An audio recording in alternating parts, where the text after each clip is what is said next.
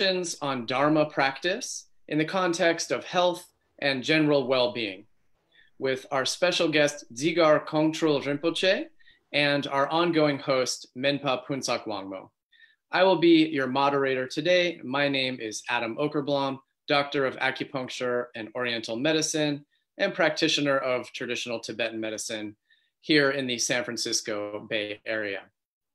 So I wish to welcome you all on behalf of the Shang Institute School of Tibetan Medicine, where we offer courses and programs on traditional Tibetan medicine all around the world and online.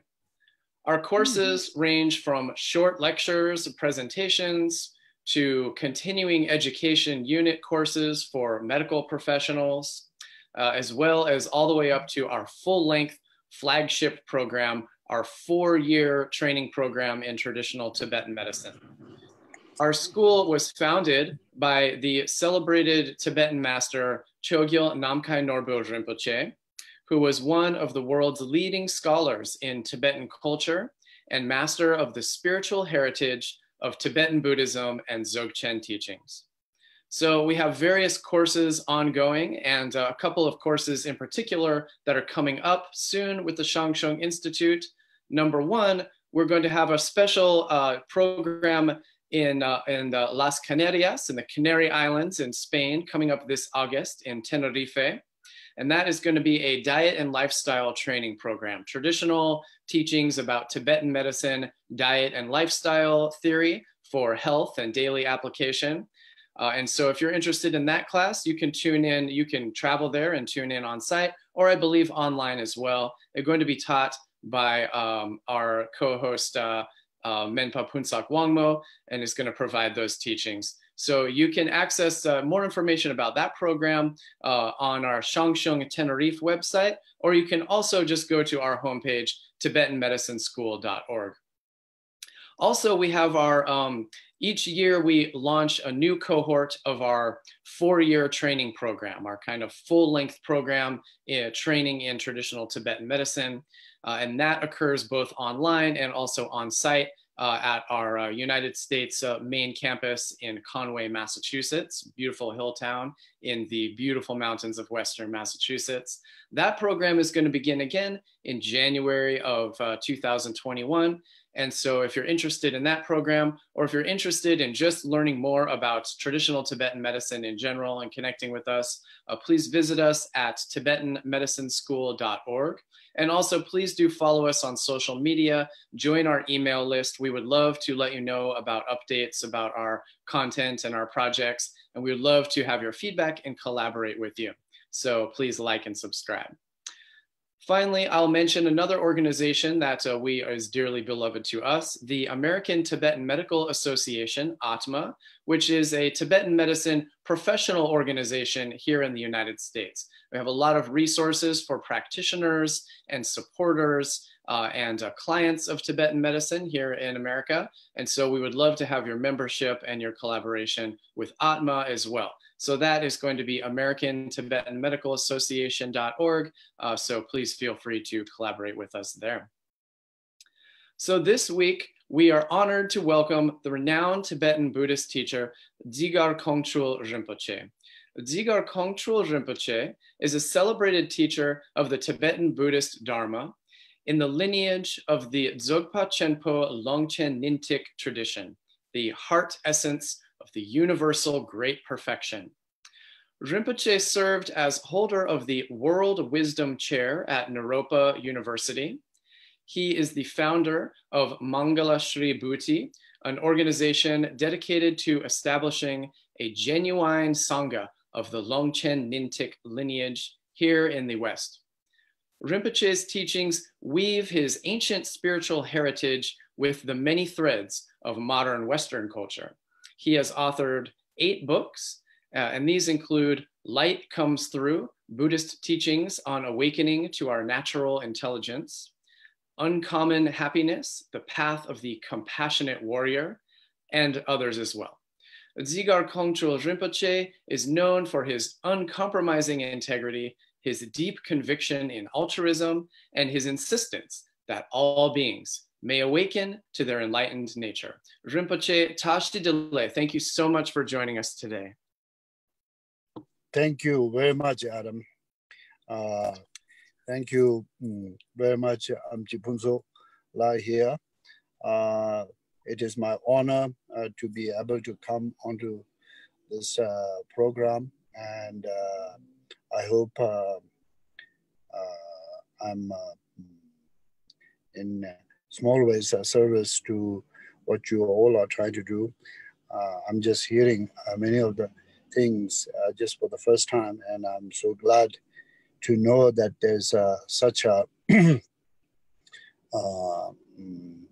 interest in the Tibetan medicine in the world in general, particularly in the Western world and particularly in the North America, because I do believe that Tibetan medicine, just as many other ancient medicine traditions, can be a great help to the health and well-being of the human body and the human mind. Particularly when we speak about the mind, mind and the wind is very, as you know, connected. And in the Western medicine, I think there's so much research, and there's the good medicines, but also many of those medicines have quite a lot of side effects. And the Tibetan medicine, which is a mild compared to the Western medicine, can be a great, I think, help to reduce many of the trouble symptoms of the window of the mind.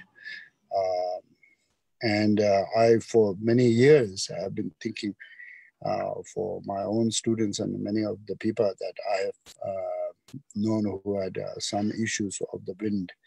We call it Soklung, the life force wind being disturbed.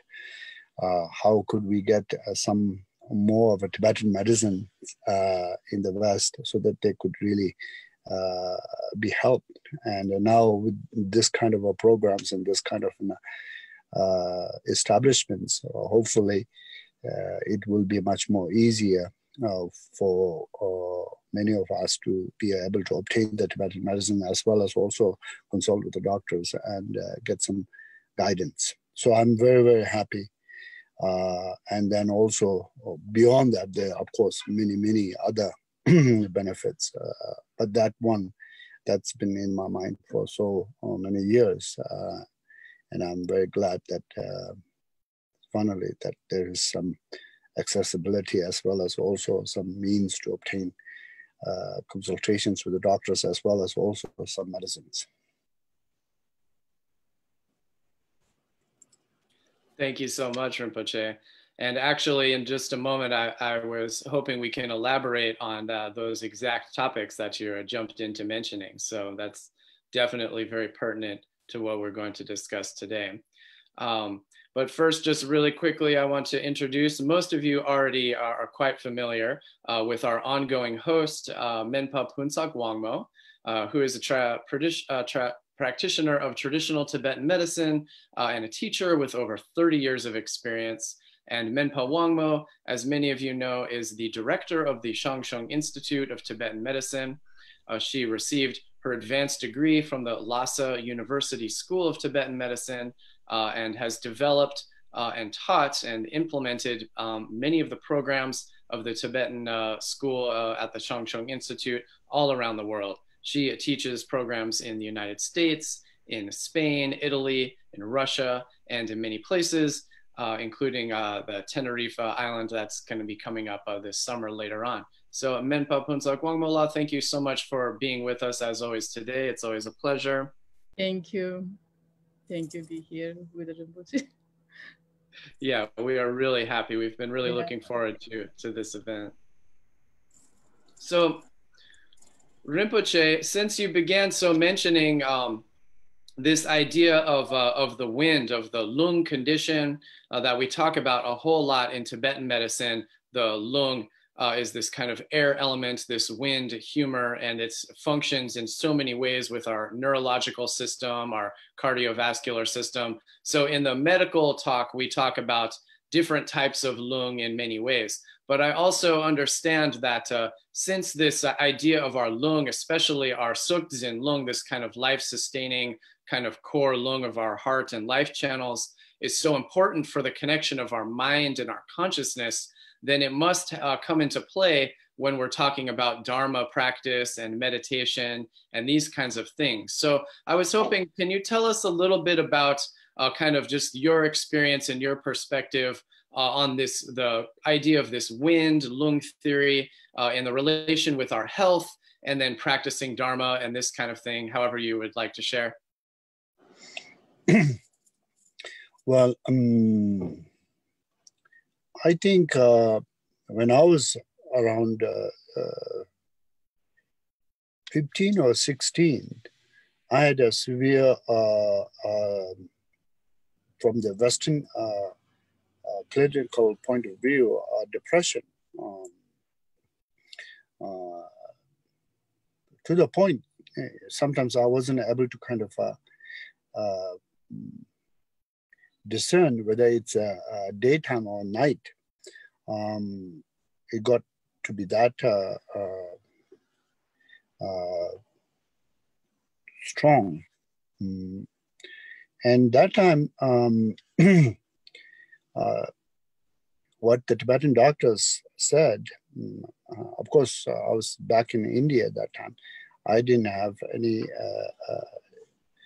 Western consultations with the Western doctors and medicine. So I had some Tibetan doctor who told me that your wind, particularly of the life force wind, is being disturbed. And this is the symptoms of that. So then I took some medicines and I did some, according to my root guru's instructions, did some practice of the Dharma, particularly Vajakalaya practice, and that seemed to have cleared away. And then when I came to West, after a year or so, again I had same kind of experience with all of the change and all of the stress of the living in the West. And then that time, I come to realize it is depression. I didn't know before when I was back in India that it was so-called symptoms of a depression. So then I was in the West and I wanted some Tibetan medicines, but it was very difficult to obtain them. So then I actually tried to work more through with my practice. And I think just basically, I think try to accept the experience as well as also just not really focus so much on feeling good, and just letting it be and letting it be whatever it is with some kind of sense of softness and appreciation, and that helped tremendously. So, and so then I got better, and then at that time I was in late 20s or maybe just mid 20s. So I had some, ideas of, what was kind of bringing those things up with the stress and with a lot of, maybe perhaps kind of uncertainty and worries, and also maybe perhaps certain kind of like, feeling of loss of my familiar surroundings and environment and lifestyle and so on and so forth. But after I became teacher, then many of our students have gone through that, and it's been very helpful that I've gone through it, so that I can actually tell them that, this comes and this passes, and, however, it seems like it's going to stay when you feel depressed. It seems like it's very solid and it's going to stay with you forever, and no one else experiences something like this ever. And these are kind of the symptoms, or just universally how one feels when you are in depressed or depressed state. However, when I'm able to explain things, what they are feeling, and then also just kind of tell them to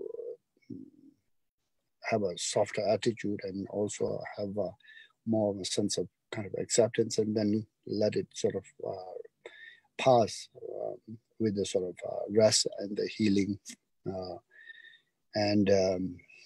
and with a good sort of a diet. I mean, what we could then rely most is on a good diet, like eating some nutritious food and sleeping well, and taking some,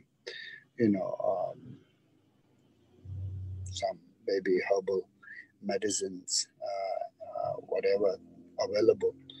So many of our students who have had, it's been a very, in a way, however, in that time, it's been a very challenging, and it's been challenging for me. But from the inside, it's been a very transformative, because you come to know very closely of your mind and your emotions, and particularly the sense of that feeling of clinging to the self is just very palpable in the state of the depression.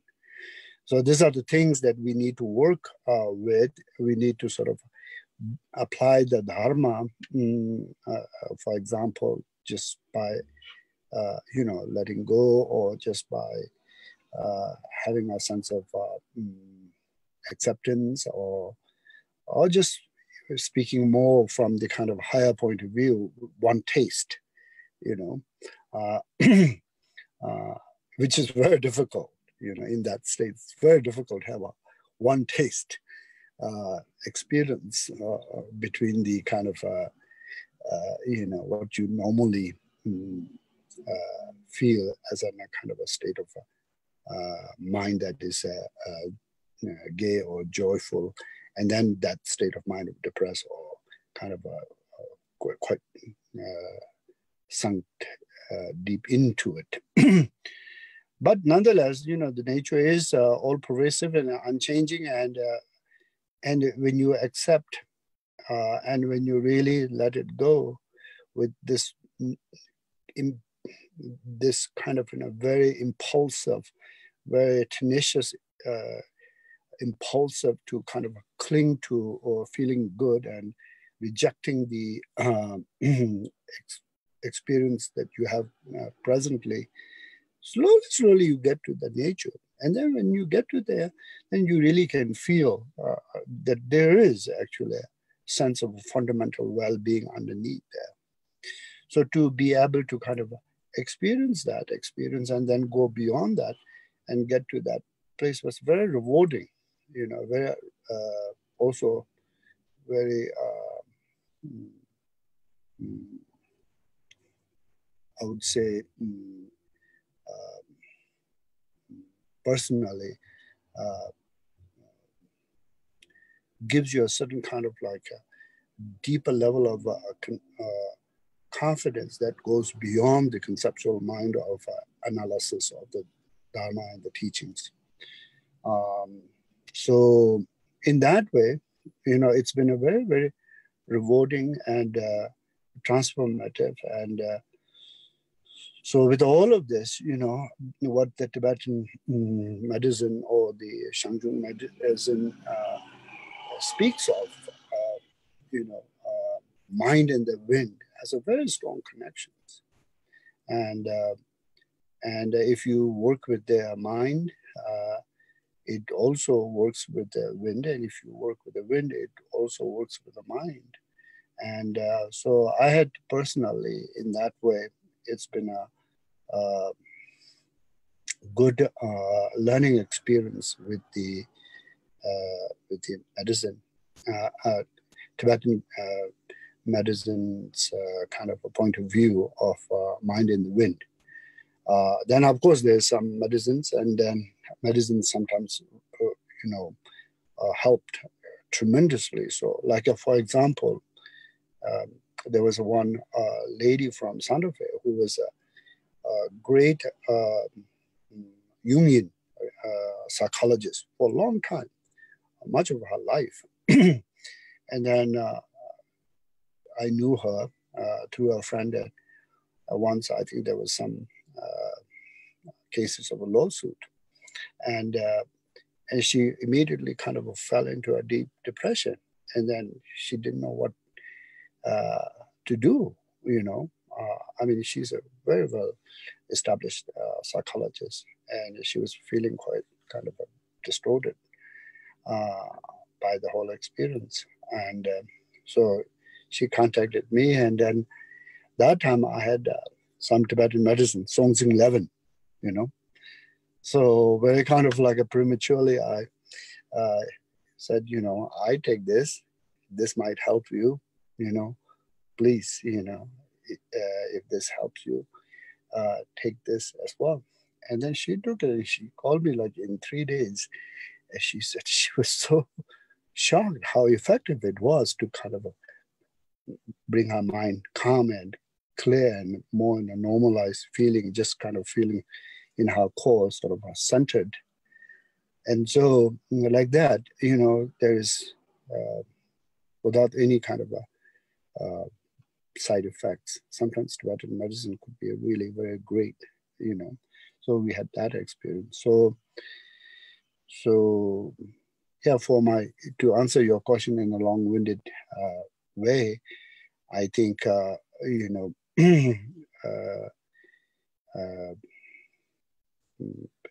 the experience of wind and wind disturbance has been part of my life, and it has challenged me as well as it has helped me tremendously. So to make a progress in limited programs in the path of Dharma.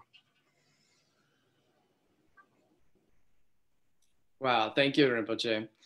Yeah, well, that's very inspiring to hear your story, how you can use this kind of challenges of mental, emotional health and depression to actually cultivate some benefit over a long time. So I'm really glad to hear that.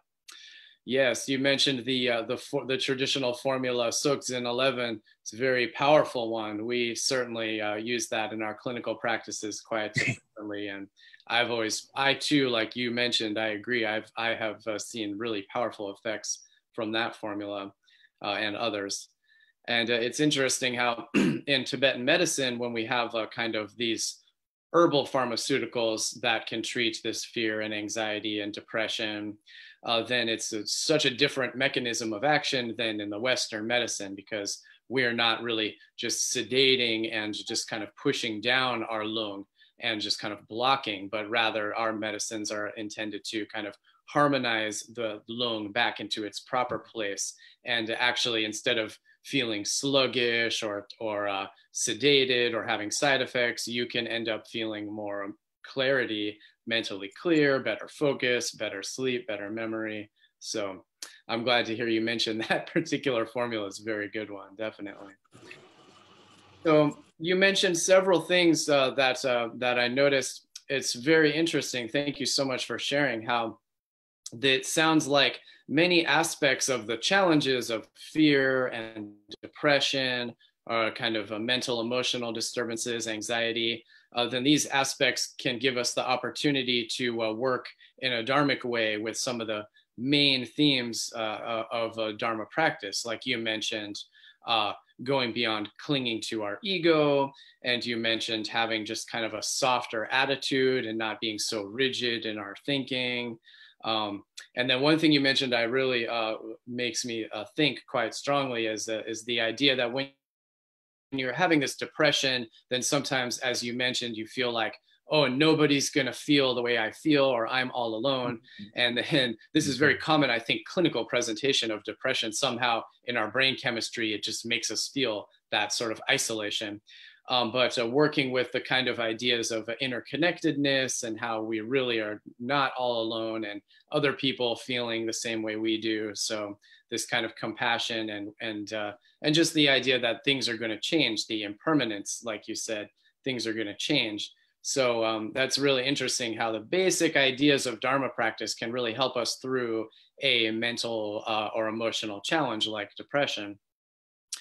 I was wondering, Rinpoche, so you were describing this personal anecdote about some depression in your own personal history and with some students of yours and people you know.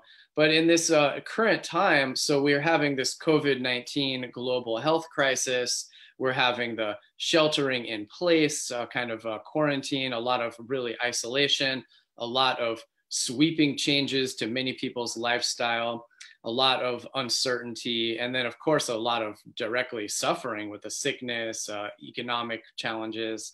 So I was curious to ask you, going right along with this theme of fear and depression and uncertainty and isolation, how are you working with people in response to directly, specifically to the COVID-19 crisis? And are you applying some of these same principles, or are you using any specific methods or ways that you're working with people to deal with this current, with the mental emotional challenges of this current global health crisis? I think as with the Dharma practitioners and as with our focus being to try to integrate whatever happens in our lives with our Dharma practice and have some time on the cushion. Any challenges, of course, this challenges is a global one. And of course, there's many people who are suffering and suffering with the immense loss of loved ones, as well as also much of uncertainty with their own livelihood and the ability to earn, and also, with the uncertainty of how they could travel and things like that.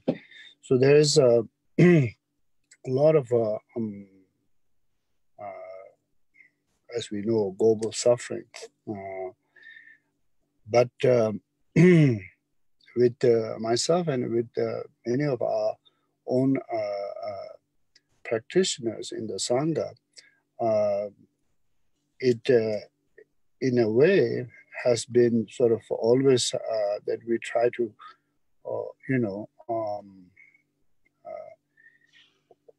relate to any of this kind of impermanence and uncertainties of suffering with the softer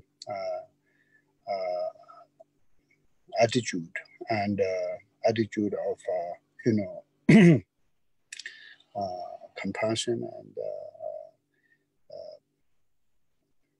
also sort of a universal love towards all, and also maybe some kind of a sense of accepting that, this is a samsara still. However, we try to make it to be perfect, and there is a way to kind of improve and make things better. Nonetheless, it's not going to be beyond the realm of samsara, and in the realm of samsara, there's going to be always some suffering, no matter what. And also, uncertainty is not just this time, but uncertainty in one's own personal life. There's always uncertainties. We are alive today, and tomorrow we might not be, and we are well this year, we might not be well next year. So this is sort of like, in that way, projected out into globally, but what happens to us personally with the uncertainty in that way, also in everyone's life in the world is also uncertain. Not in this just kind of a communal or in this kind of a sense of what's happening to you, happening to everyone once simultaneously in the same time is only difference. So with this, then there's a sense of somewhat of an already prepared kind of mindset of, relying on the three jewels with this, supplications, as well as also with a certain kind of trust that what you're doing with your path and Dharma is, for most important and also most meaningful, and as well as also it sort of provides you a greater level of the perspective and strength. So in this way, of course, there's differences in people in the Dharma who are practitioner, but generally I think people are taking this whole experience quite well in the path, and I try certainly to do that myself, and and sometimes, of course, I feel immensely pained by what's happening in the world and how many people are losing their lives.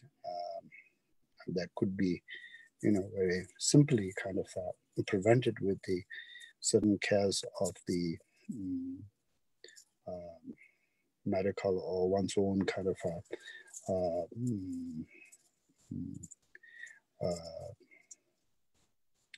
effort of trying to relate to one's own this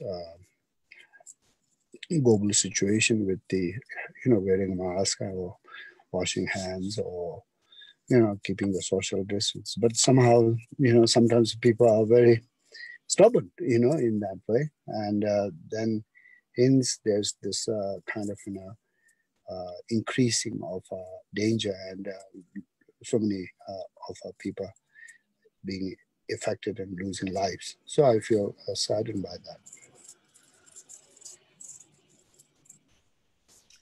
Thank you, Rinpoche. May I ask you just to briefly say a little bit more about one thing you mentioned. So you said that we have the opportunity to cultivate, people in general have the opportunity to cultivate trust. And this is very important, I feel, because we have so much uncertainty with this crisis and people are feeling so much fear, and it's difficult for people to cultivate a sense of trust that it's going to be okay in any sense. I know as a medical practitioner working with Tibetan medicine and whatnot, a lot of the times we are simply dealing with people's great fear about their uncertainty and they're not feeling grounded and stable and not feeling like they can trust. So you mentioned that we have this impermanence and this kind of situation.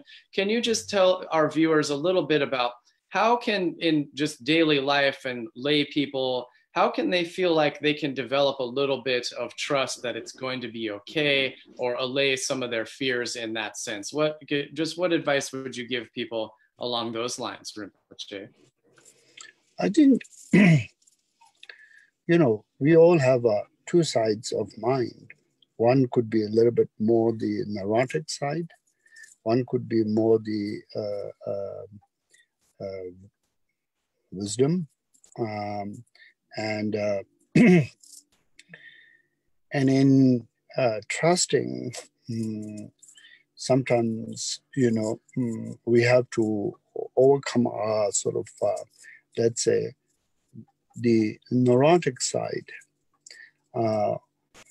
Like, for example, when we go to make a decision, we could always have a second guessing of our decision.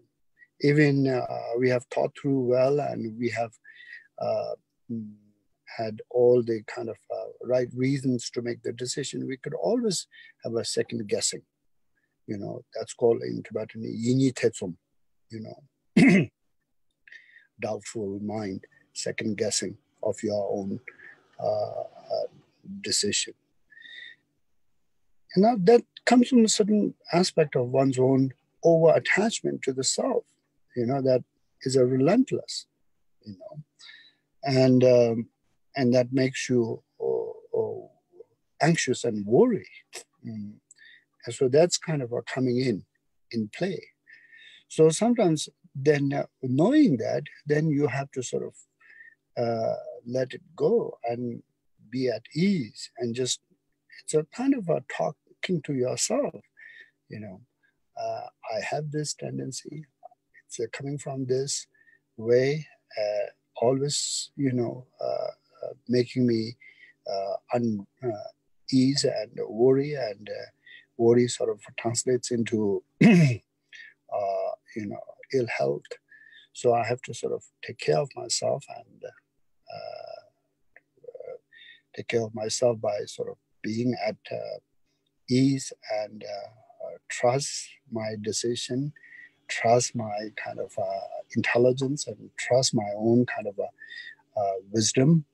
So in that way, talking to yourself in that way really helps, If you don't talk to yourself and somewhat reason with yourself, thought process, when it's sort of on a rut, it can completely observe you in that very rut, and doesn't provide you with a bigger sort of perspective or greater kind of a sense of ability that we have of a knowing, So I think sometimes in that way, to kind of lean more towards your wisdom side is very helpful. Now, as part of that, then if you have a personal relation with a personal deity, like a Guru Rinpoche or Tara or Avalokiteshvara or anyone that you have relied before, and that you have sought help and have provided the help and guidance, or certain kind of a sense of a support in your life, you have that experience, to repeat again by supplications, and doing it so as well, to kind of have a certain amount of faith in that whole process. But in general, I think the first one, what I mentioned, is very helpful.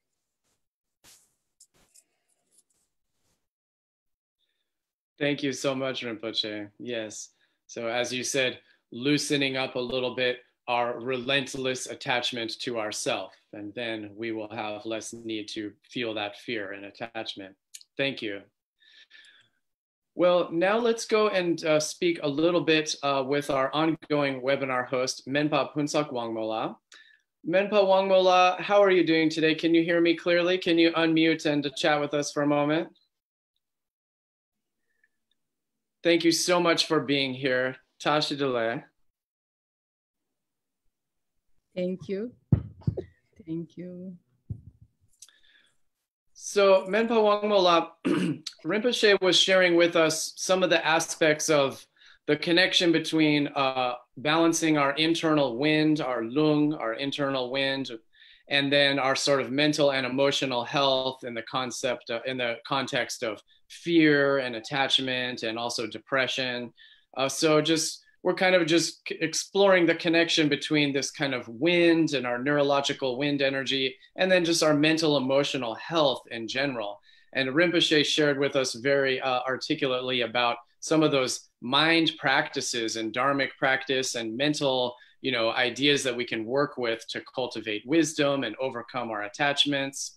But as a master practitioner of the traditional Tibetan medicine, Can you speak a little bit about this connection and this type of work in the context of the medical practice and working with our body and energy and mind?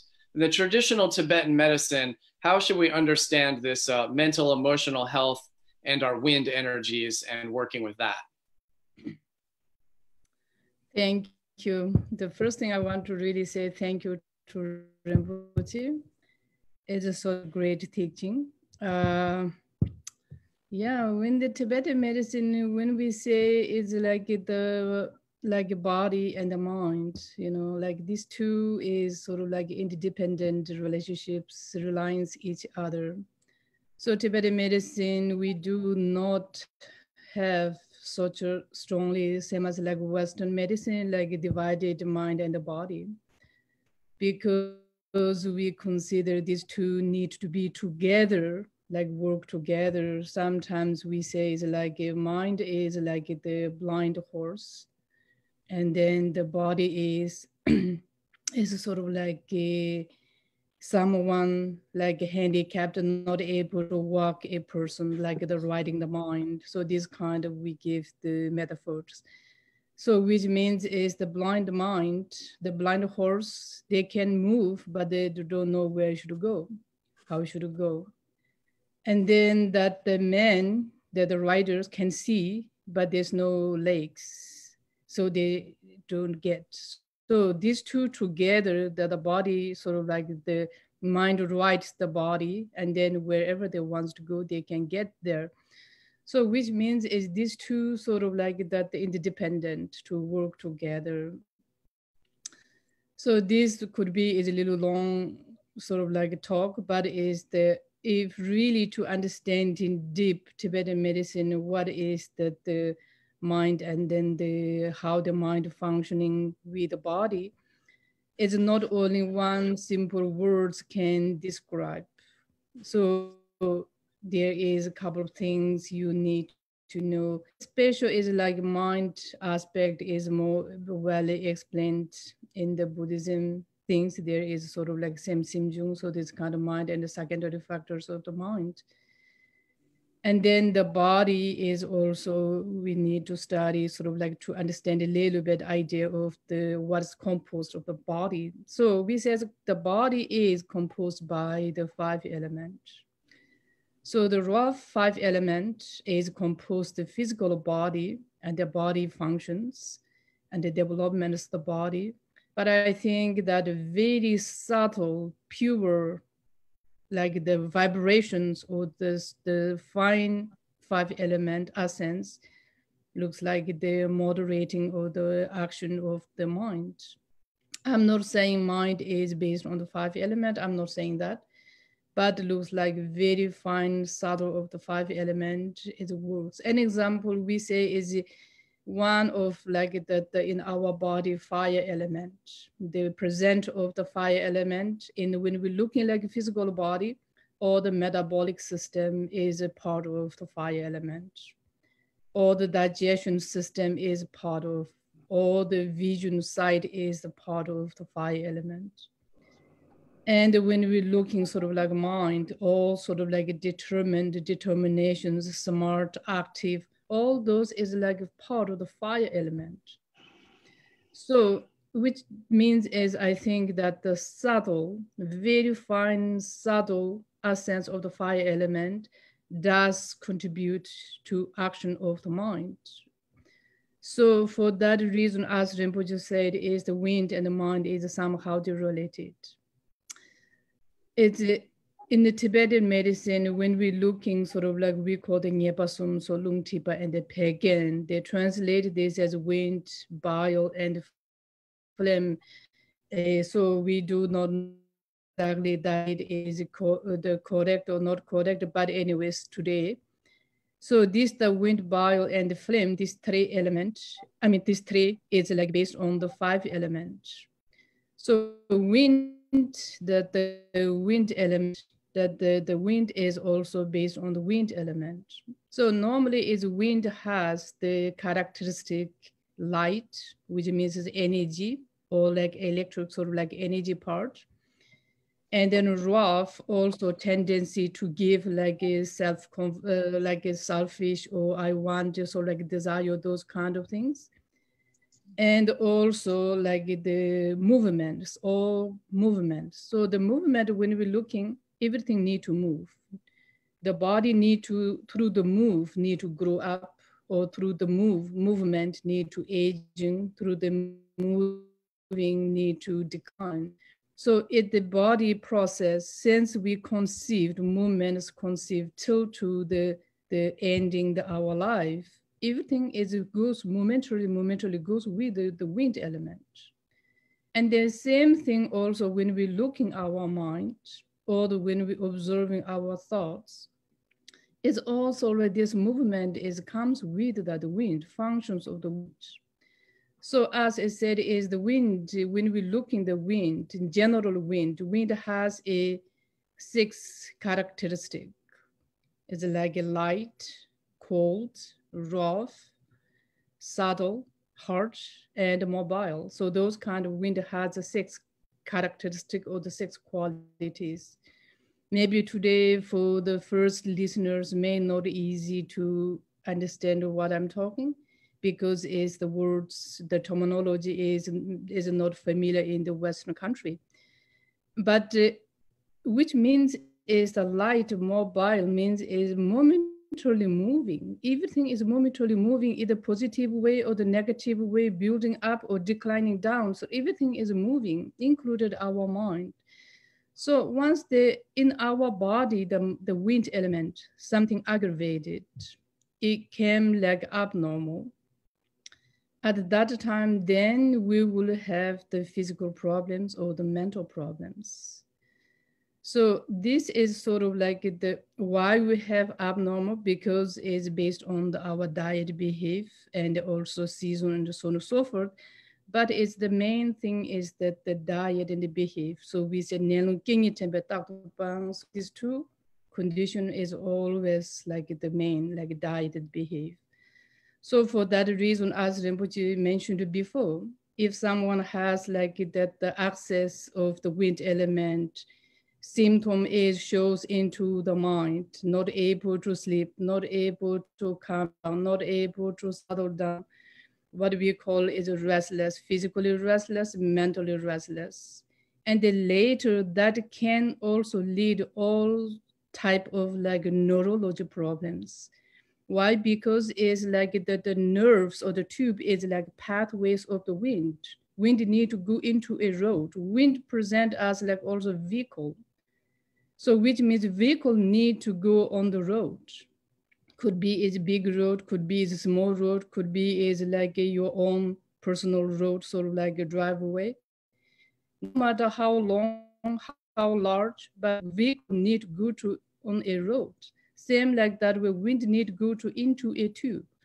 So for that reason, what we call is a meridian system or the channel systems. So there is many channel systems, nerve systems, blood systems, urinary systems. What are all those systems? Is that the wind is traveling into all those systems to function those. So if we have like excess wind, then we show, as Rinpoche mentioned before, those kind of symptoms.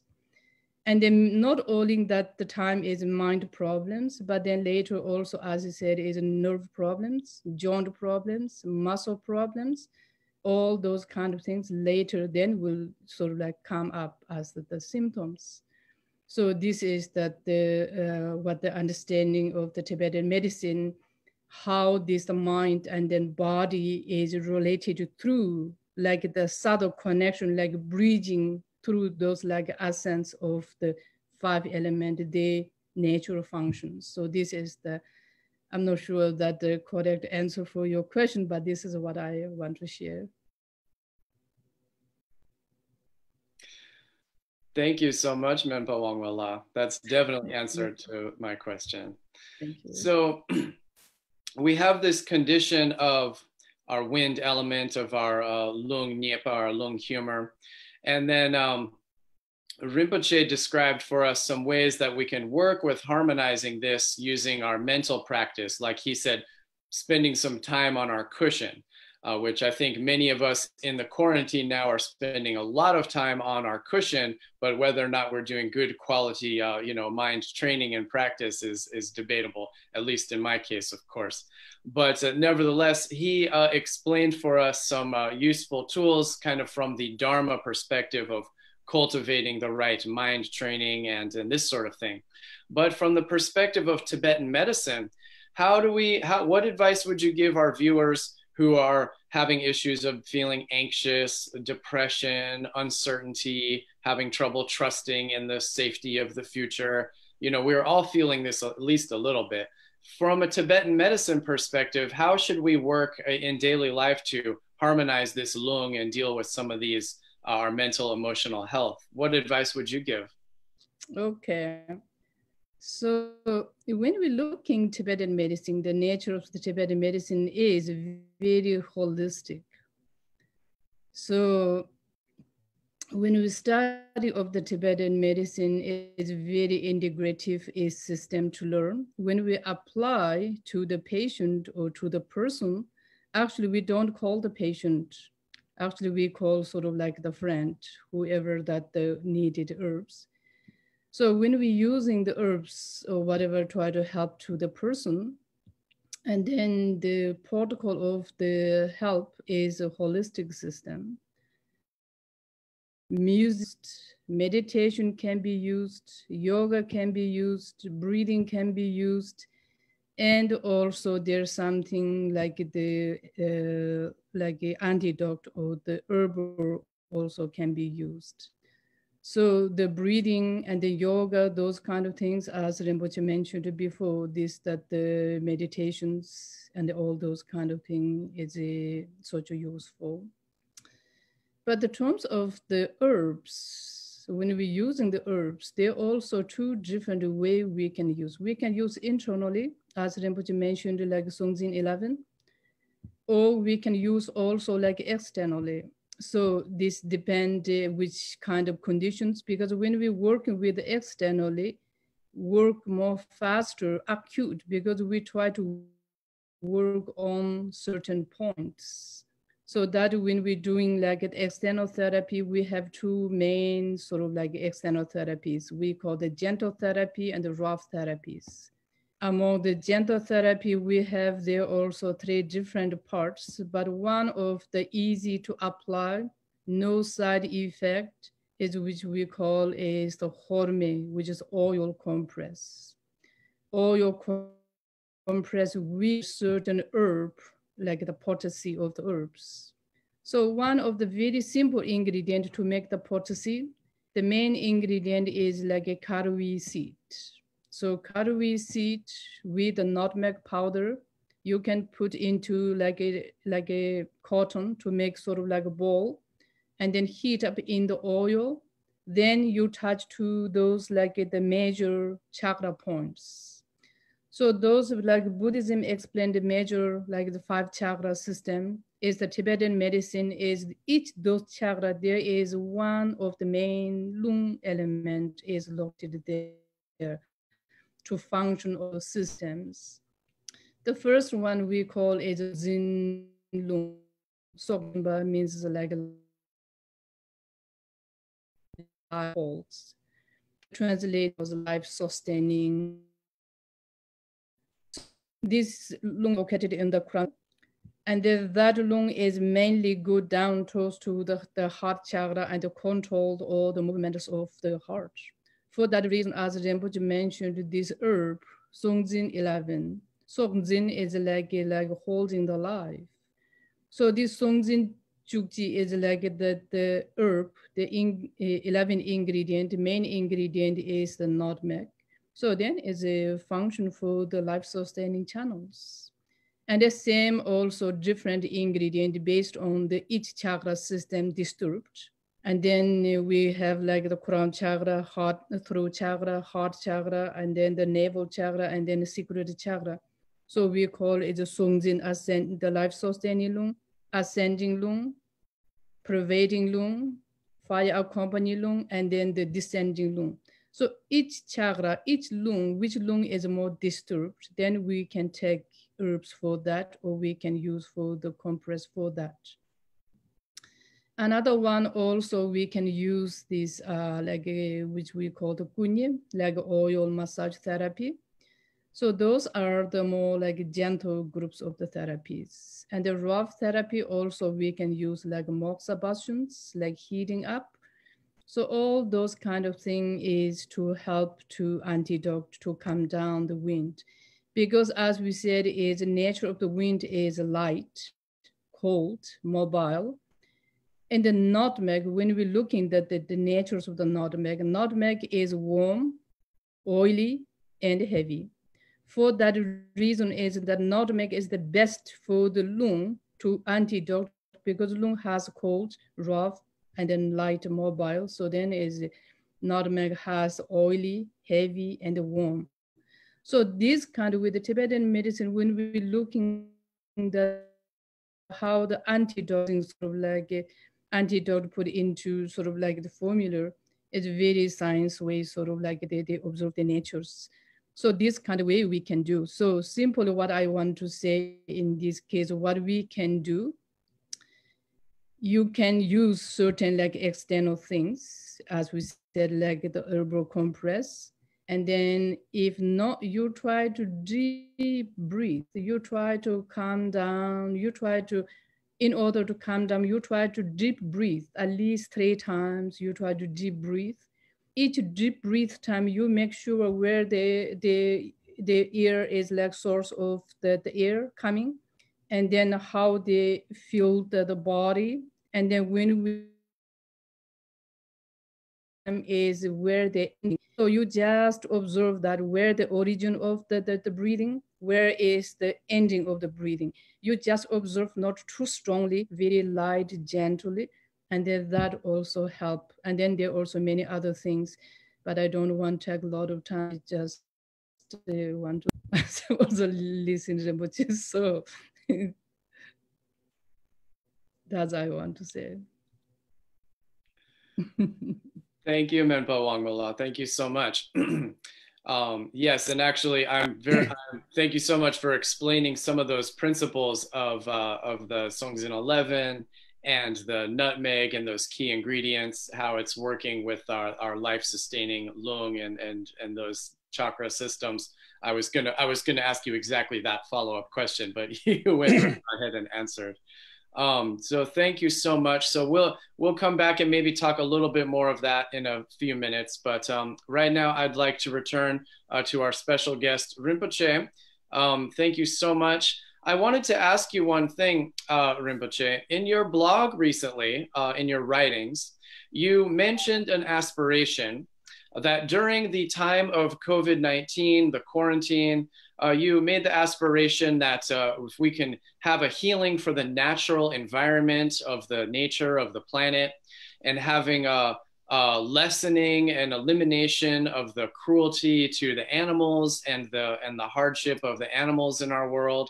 And you mentioned finding creative solutions to living in peace and harmony with the planet. And that, of course, struck me very beautifully, a very moving statement. And I was hoping you can explain a little bit, what is the relationship between working to heal the environment of the world and healing the relationship with the nature and the animals, and the relationship of that between working to heal of the COVID-19 pandemic and other kind of disasters that affect us. Will you tell us a little bit about that from your perspective? Thank you very much for this question. I think this has proven that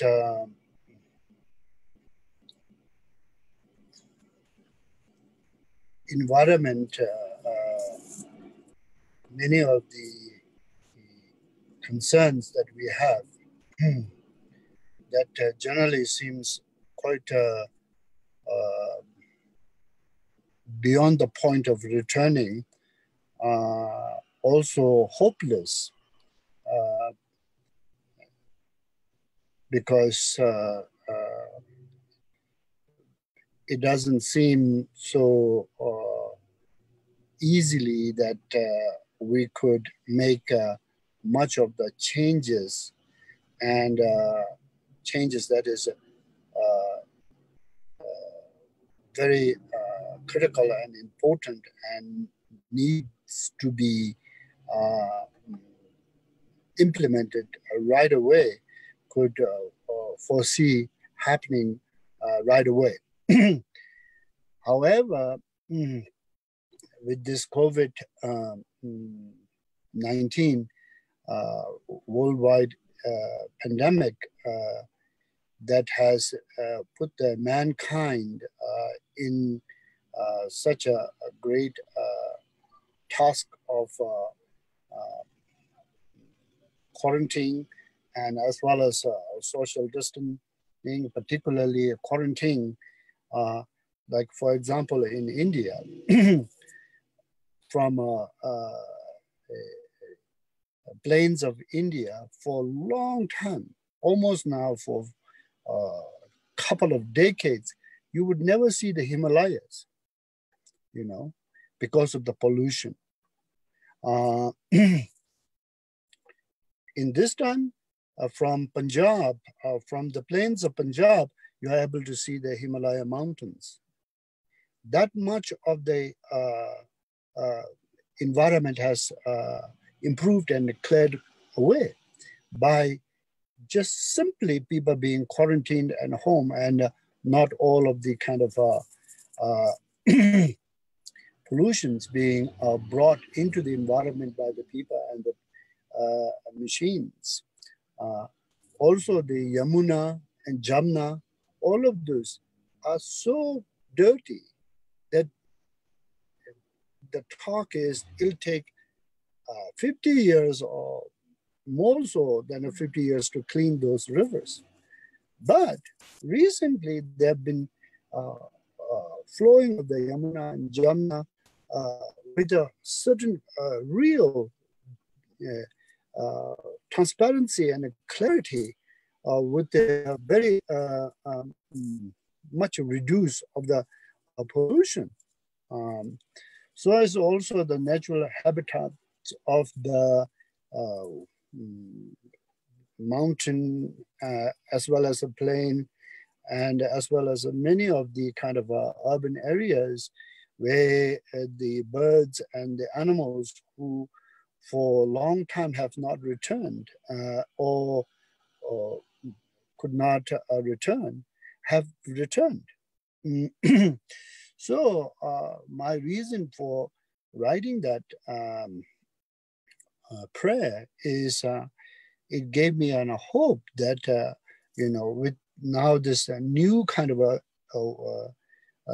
starting point, if we could have a more sort of consciousness of how we could improve the environment, how we could be more kinder to the environment, and as well as also to the natural world and its habitats, how that can really be in a great boom from this unfortunate and very difficult time that we all globally had to face.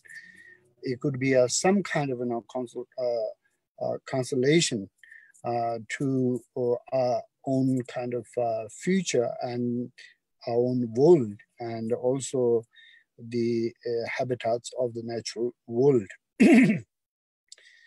And and I feel we could do that. And it's just that we need to have more of a resolution and a collective consciousness.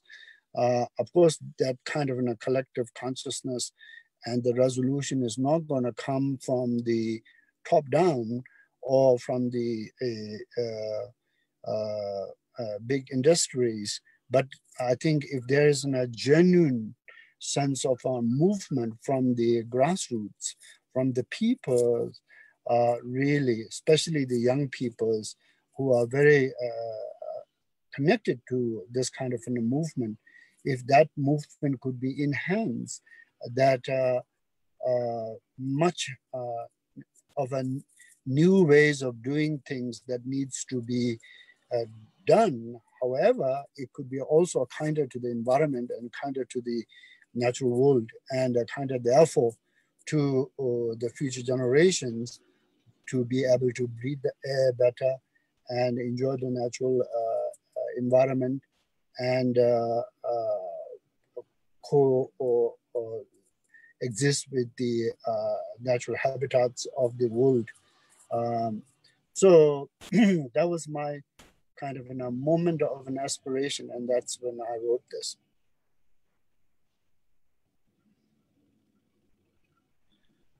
Thank you very much, Rinpoche. Yes, it certainly is so moving, that idea that even when, you know, our human activity on our large scale, we just quiet down just a little, even for a short time, and then such a big change can happen. And that's very moving. It's on one hand really quite sad and disturbing that, you know, we have such an impact, but then it's also hopeful and inspiring that we can have such a rapid change. So I truly agree with you. I hope we can work on that issue and have some brighter future and more health for the planet and for all of the people. So Rinpoche, what else would you like to share with our audience worldwide, especially any of those young active people who are tuning in and looking for ways to be hopeful and inspired? Just what else, before we wrap up in a while, what would you like to share that's important these days? I think three things. One is we all have a tender heart, and we attend to our own well-being with a tender heart. Just as how we attend to ourselves with a tender heart and the care and the love to our own well-being, as well as also maybe perhaps who we are connected.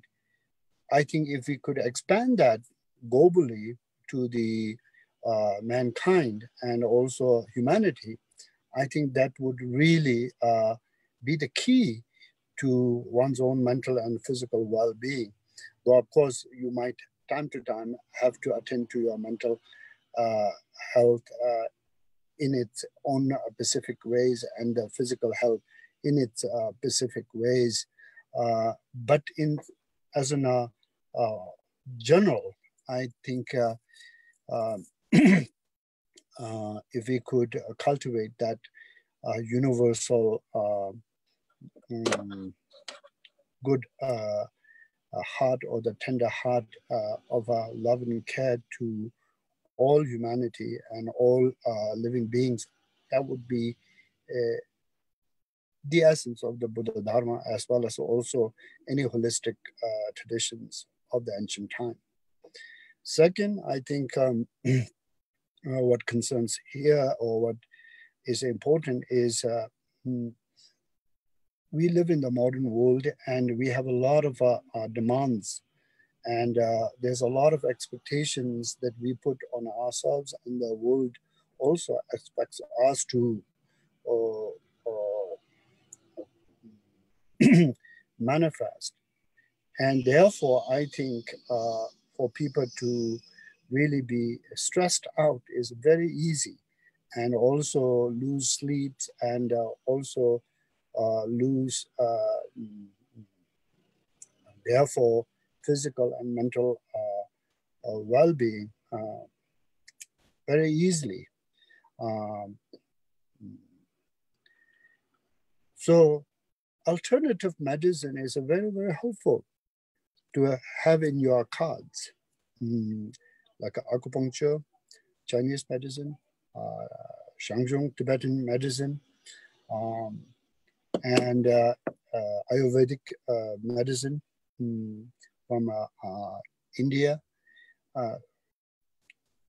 These things being more available in the Western world, and the Western people being able to utilize them in the times of need, particularly when the Western medicine itself fails. Western medicine is very effective. There's no doubt about that, you know. But at the same time, how it's kind of structured and the way it is operated is very rough. You know, it's a cut and eliminate and throw it away and suppress, and this kind of very rough treatments, you know. So with that, then there's a lot of side effects. For example, especially with the mental health, with all of the sort of benzodiazepine, for example, as an medicine that for so long from 60s, but people have sometimes used just when the baby is crying and just you know, give a Xanax to, you know, children to go to sleep, has so much side effects that it's unfathomable, you know. However, it's effective in one way, it has so many side effects. So this kind of holistic traditions, if people become more open and more investigative and more personally try in a small doses to kind of see whether it suits them or not, it will, I think, enhance so much of the physical well-being and the mental well-being, where actually there's so much need. And sometimes the Western medicine, I don't think alone works very well for all. Another options, another alternatives could be in a great enhancement. So I would like to very much encourage that.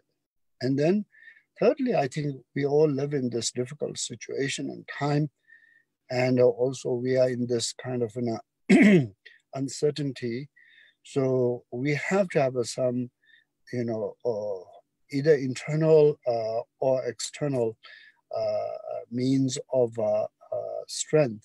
And if it is external, with one's own loved ones and home, and also whatever the sort of external means of being at ease and have a sense of trust that it's all in the end going to work out with the support. I think that's great. But if not, not all can have that. One has to have from one's own kind of a faith, from one's own, you know, strength of ability to kind of reason, and as well as also calm one's mind, and also, you know, as there's a saying, you know, this shall also pass. And also there's a saying in England, I think, keep calm and carry on, so to speak, attitude. And that can apply with the people who are practitioners of the Dharma of any kind, or just who are also not. A certain amount of a sense of being able to see one's life beyond this, and then thus sort of, you know, take all the precautions, but at the same time relax. And that would be my encouragement, the third one. Well, thank you so much, Rinpoche. It's been really truly our honor and privilege to have you with us. Thank you very much for your words and advice and encouragement. Thank you very much, Adam. And thank you very much, Amchi Punzola. And it's my great honor. And really, I support and encourage your work to bring another alternative medicine and physical and mental care to the new world with so much of rejoicement. Thank you, Rinpoche. Thank you very much, Rinpoche. Your support really such great. Thank you. Thank you. Menpa Wangmo La, would you like to add anything before we close? We have plenty of time, so please share anything you'd like to share that's important with our audience for the perspective of Tibetan medicine. Thank you.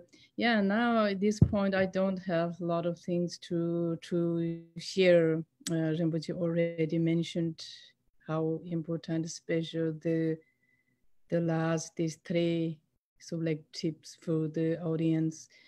I think it's such a simple way to understand, but it's a very simple way also apply, but it's a deep meaning. So I think it's all three is very important. So, and sort of like as Rinpoche mentioned, when we're talking like a well-being, we all like to be well-being, no? So that is sort of like we are seeking. So where is the well-being will be is like your body is healthy, your mind is healthy. So this is one sort of like well-being. So that is important to make sure normally we take a lot of care to our body, but we neglect sort of like our mind.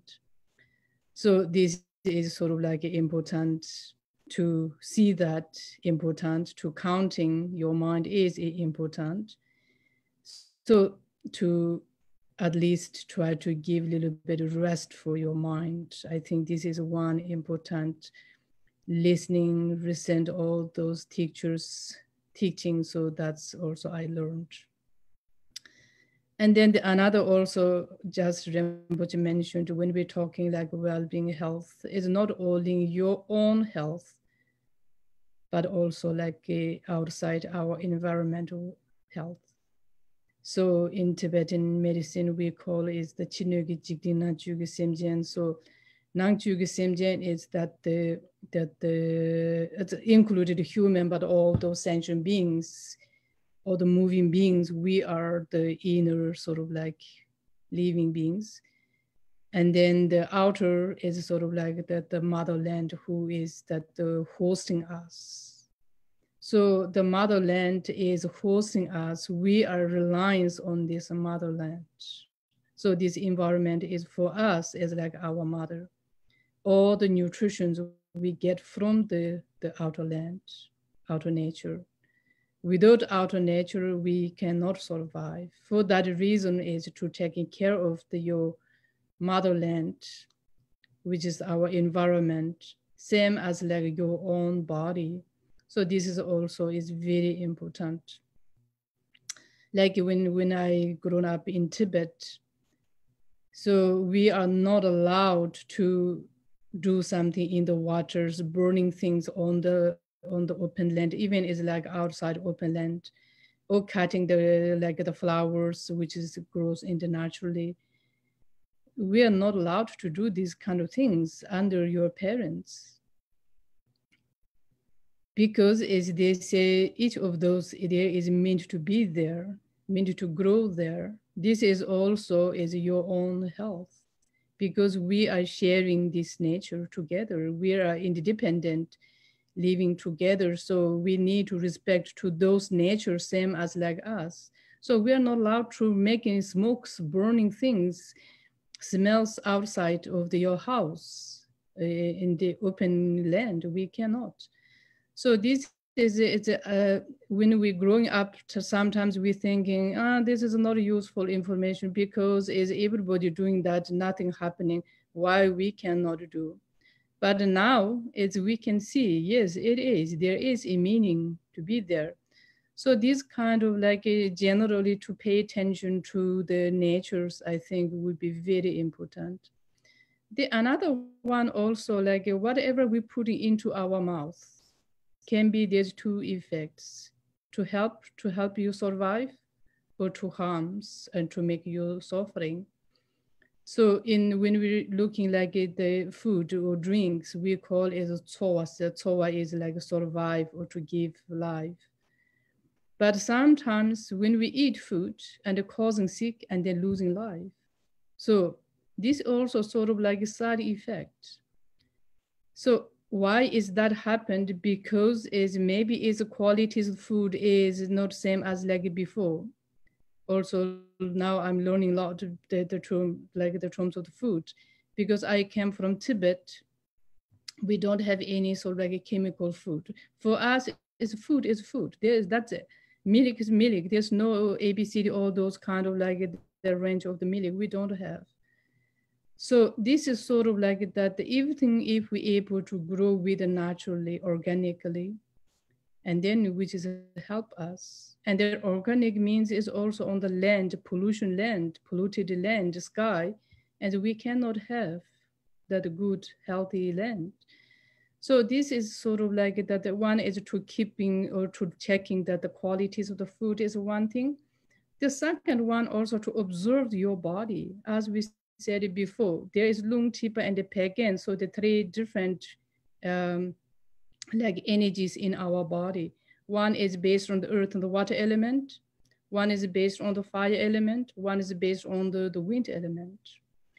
So which means is all five elements is together, but a certain element is more predominated. An example, if we have little choppy, larger body, is predominated by the fire, the earth and the water element.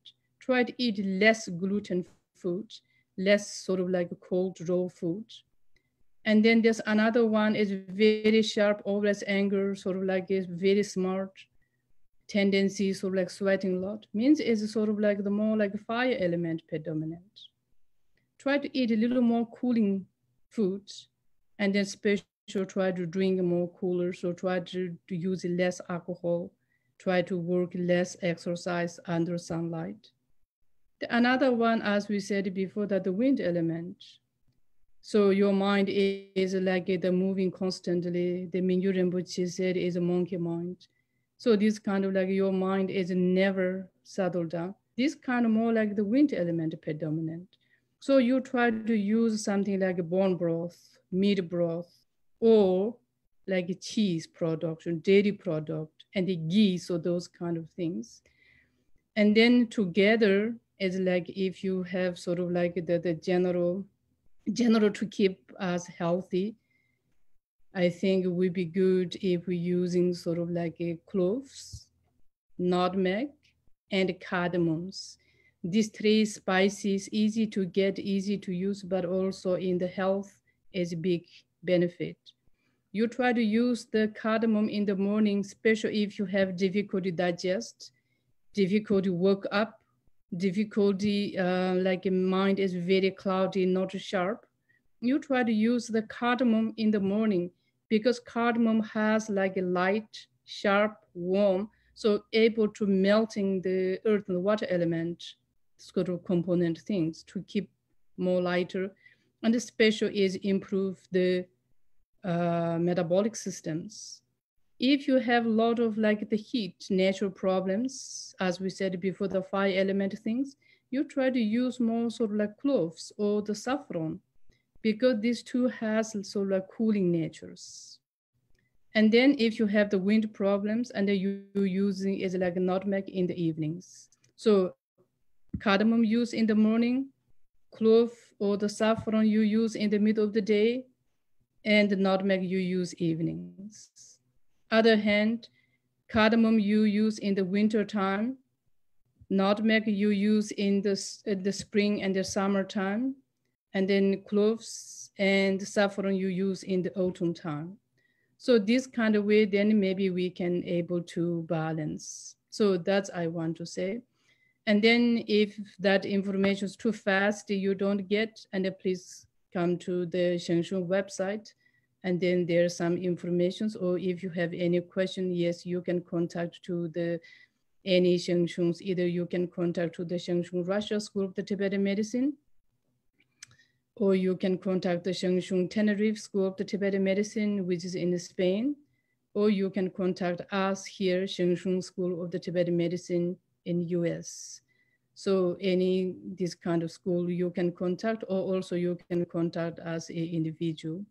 So I want to say that's my final, and then thank you very much, Rinpoche. Really is your dedications to support us, which is meant a lot for us, for the future Tibetan medicine, because as we're trying, as Rinpoche you said, is we're trying to the people know there is also existed one healthcare you can think about.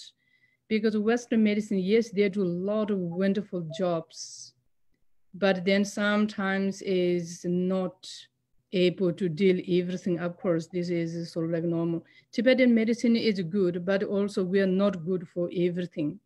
So I think we'd be good is like that the Tibetan medicine and then Western medicine, or the, as we said, like that the traditional system, like a natural medicine, and then like the modern medicine, if we can combine together, then who need to help from us, we able to help better and more like a complete way, less side effect, and then like treating more like body mind together. So now also I see there are a big number of like at the institutes or doctors and then science and the scholars, they are now is starting more open mind. So I think, I mean, I hope this really goes more developed way, and then it's people who need help really get the good help. This is because we're doing this one is that my guru, my teacher, Naropa Rinpoche, the founder of the school, this is also his missions. This is his goal, because as often he says to the Westerners, his students say, take the Bimala, as the same as like Rinpoche, you said like the Songjin 11, and then the Naropa Rinpoche says Bimala. So the Dzogchen community, everybody knows how works the Bimala. So Bimala became sort of like very popular in the Dzogchen community, because it's Rinpoche's every time, whenever you have the problems of the sleeping problems, the mind problems, this, that, Rinpoche says, take the Bimala. So Rinpoche, really thank you. This is really is a lot meant to us. And then also I want to take this opportunity, thanks to the Rinpoche's consort, Jennifer. Through her really help, we got this one. So thank you very much. And then thank you all the audience. So your listening also is for us is a lot to mean. And then I want to thank to Adamla and then Matthew. Thank you very much, Jennifer. And then I heard Rinpoche and Jennifer coming to Vermont in September. If that's happened, I really want to come there and then meet with you personally. Thanks. Thank you. Thank you very much. Thank you very much, Rinpoche. Thank you, Adam. Yeah. Thank you so very much, Dzigar Kongtrul Rinpoche, our special guest. Thank you again for taking your time and joining us. We are really, really appreciating you so much. Thank you, Menpa Phuntsog Wangmo, as always, the ongoing host of our webinar and director of our school. Thank you so much. Thank you. And so we'll say thank you again to our audience. We'll say thank you to our technical support, Matthew taking care of us, our team of translators who come in from time to time in different countries. And thank you so much to everybody. So again, we are the Shang Institute School of Tibetan Medicine with courses online and in person. If you are interested in learning more about Tibetan medicine in general, you want to learn more about formulas like Sugdzin 11, Bimala, working with Tibetan medicine in various ways. Also, if you're interested in our upcoming course in August on traditional Tibetan medicine, principles of diet and lifestyle, we are accepting applications. Also, if you're really interested to pursue traditional Tibetan medicine as a full-length study as a career option, then please check out, we are accepting applications for our 4-year program beginning in January of 2021. And please like and subscribe and share, join our email list, follow us on the social media. We really appreciate you and your feedback and your collaboration. Again, I am Adam Okerblom here in the San Francisco Bay Area. This has been the Shang Institute School of Tibetan Medicine webinar series. We hope to see you next time. Stay safe and many blessings. Thank you very much. Thank you. Thank you, Rinpoche.